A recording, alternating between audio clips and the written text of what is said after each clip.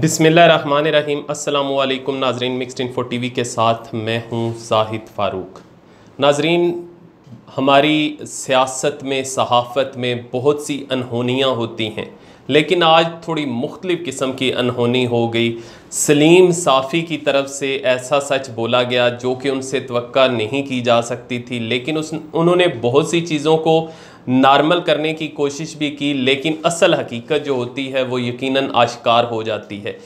उन्होंने जो कालम लिखा मियां नवाज शरीफ और आसफ़ ज़रदारी की मुजरमाना गफलत, उसमें बहुत से सच सामने लेके आए हैं। वो सच कौन से हैं वो आपके सामने बयान करूंगा, और उसमें असल हकायक जो उसके साथ जुड़े हुए हैं वो भी आपके सामने रखने की कोशिश करूंगा। इससे पहले कि मैं मज़ीद आगे बढ़ूं, जिन दोस्तों ने हमारा channel mixed info TV subscribe नहीं किया, सब्सक्राइब करें, बेल का आइकन ज़रूर दबाएं ताकि आइंदा आने वाली किसी भी इंफॉर्मेशन को आप मिस ना कर सकें।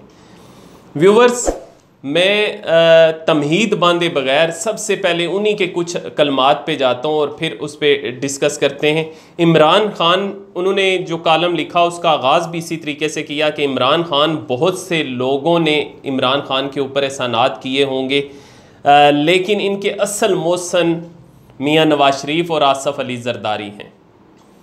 इन दोनों की हरकतों की वजह से वो वज़ीर आज़म बने। अब अगर उनकी ये बात दुरुस्त मान ली जाए, बल्कि 100% दुरुस्त है, इन दोनों की हरकतों की वजह से इमरान खान वज़ीर आज़म बने हैं, क्योंकि आसफ़ ज़रदारी के दौर में जो कुछ होता रहा और जिस तरीके से ये इक़्तिदार में आए कौन नहीं जानता, मैं आगे चल के वो भी बयान करूँगा। लेकिन जो कुछ होता रहा, ब्लैक वाटर को खुली छुट्टी दे दी गई, उसके बाद उसके जो जितने भी एहलकार थे वो सरेआम मंडलाते फिर रहे थे। क्यों छुट्टी दी गई, ये भी एक इंटरनेशनल साजिश का हिस्सा था। फिर तमाम अदारों को तबाह कर दिया गया। अजब करप्शन की गज़ब कहानियाँ खुल के सामने आती रहीं और उस पर कोई भी सुनवाई नहीं होती थी। एक ख़त लिखने का अदालत की तरफ से कहा गया, लेकिन वो ख़त नहीं लिखा गया, जिसकी वजह से गिलानी साहब, इनके पहले वज़ीर आज़म को घर जाना पड़ा।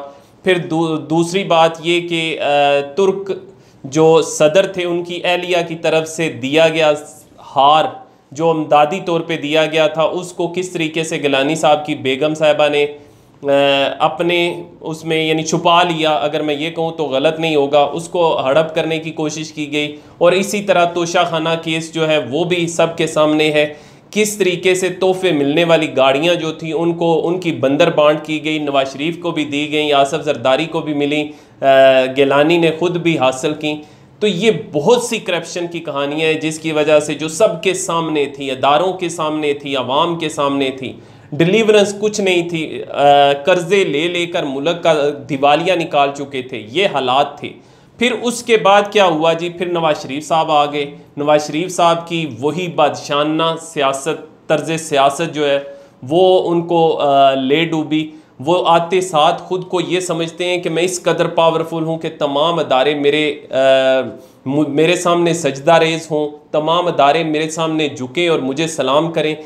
और दूसरी तरफ उनकी करप्शन की कहानियाँ भी किसी से ढकी छुपी नहीं है। पनामा केस जो सामने आया उसमें सब कुछ, ये इन्होंने जो लबादा उड़ा हुआ था अपने चेहरों के ऊपर, वो सारा लबादा पनामा की हवा ने उड़ा दिया और ये नंगे होके सामने आ गए। और इन्होंने किस तरीके से बैरून मालक महल बनाए, किस तरीके से यहाँ से वहाँ पे पैसा जाता रहा और उसको काले धन को सफ़ेद टीटीज़ का जितना भी गोरख धंधा है वो खुल के सामने आता रहा। ये असल में ये दोनों पार्टियां पहले आपस में बारियां ले रही थीं, एक दूसरे की करप्शन के केसेस को सामने नहीं लाते थे, बल्कि उस पर सिर्फ सियासत खेलते थे। लेकिन पहली दफ़ा ऐसा हुआ कि ये सारे केसेस सामने खुल के आए और पता चला कि ये क्या कुछ करते रहे।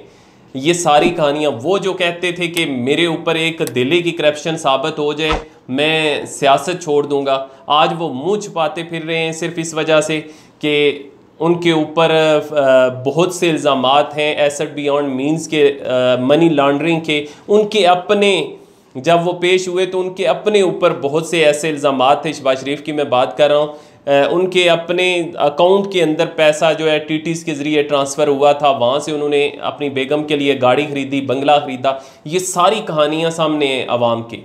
तो बेशक ये हकीकत है कि इनकी हरकतों की वजह से इमरान खान जो है वो सामने आए और इमरान खान को आवाम ने मुंतखब किया। फिर आगे वो क्या कहते हैं जी, आज भी वो समझते हैं कि उनके सिवा कोई चॉइस नहीं, तो इसकी वजह भी यही दो शख्सियात हैं। बिल्कुल ऐसी बात है।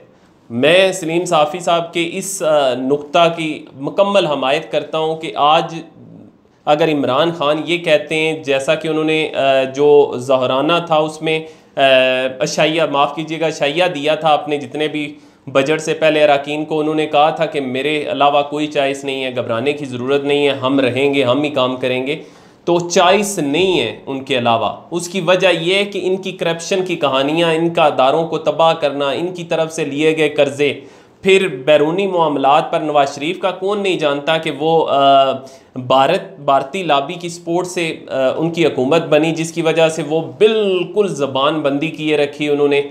और जो तस्नीम असलम का इंटरव्यू सामने आया था जिसमें उन्होंने कहा कि उन्होंने हमेशा यही कहा था कि भारत के ख़िलाफ़ दफ्तर ख़ारजा की तरफ से भी कोई बयान सामने नहीं आना चाहिए।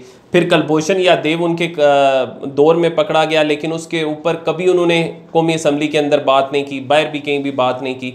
तो ये सारी चीज़ें आवाम के सामने हैं और यही अदारों के भी सामने हैं। यही वजह है कि इन दोनों का किरदार इस कदर मशकूक है। फिर आसफ़ अली ज़रदारी के हवाले से ये खुल के आ चुका है विकीलीक्स के अंदर कि उन्होंने कहा कि आप ड्रोन हमले करते जाएं, हम शोर मचाते रहेंगे, लेकिन आपको खुली छुट्टी है, आप जो मर्ज़ी करें।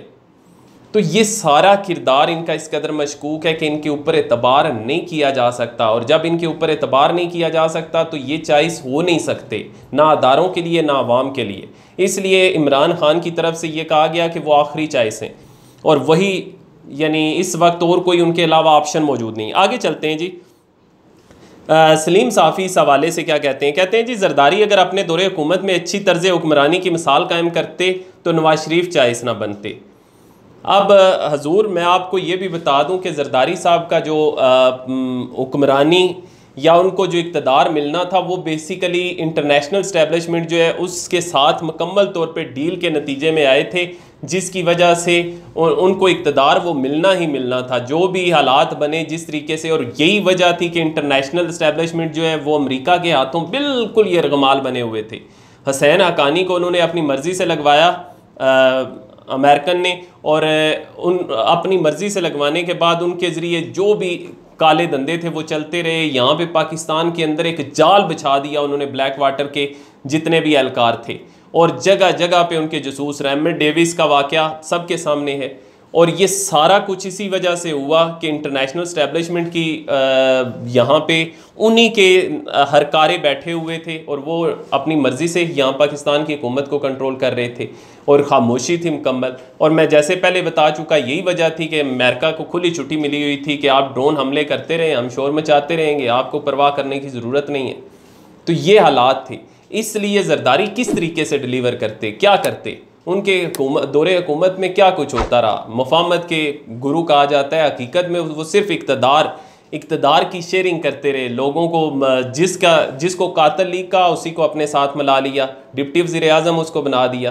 तो ये तो इनकी सियासत के असूल थे, कोई नज़रिया नहीं था। नज़रिया था बस लूटो, जितना हो सकता है लूटो, और जितना अरसा हम दूर रहे हैं इक़्तिदार से वो सारा पैसा इकट्ठा करना है, और हर शख्स लूट रहा था। फिर बहुत से और भी इल्ज़ामात हैं जो इनके ऊपर मौजूद हैं, लेकिन वक्त की कमी के बायस मैं कुछ और पॉइंट इनके लेना चाहता हूँ। फिर इन्होंने कहा जी, अगर नवाज शरीफ रातों रात तैयब उर्दवान बनने की कोशिश ना करते तो इमरान खान चॉइस ना बनते।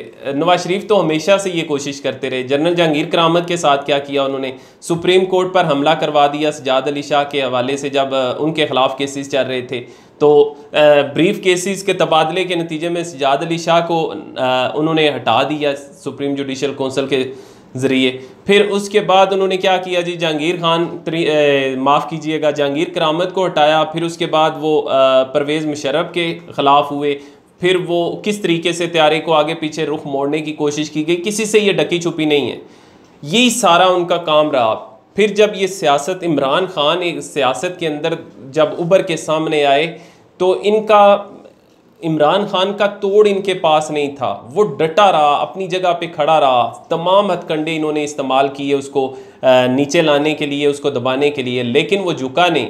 तो इन्होंने फिर ये इल्ज़ाम लगाया जी कि ये सारा कुछ तो हमारे ख़िलाफ़ इस्टेब्लिशमेंट कर रही है, और इस्टेब्लिशमेंट के ख़िलाफ़ यानी कूद पड़े और तैयब उर्दवान बनने की कोशिश की। लेकिन तैयब उर्दवान जैसा किरदार भी इनको चाहिए था, और वो कुछ नहीं था। अपने बच्चों के लिए ये वहाँ पे महल तमीर करवाते रहे, सारे मफरूर हुए।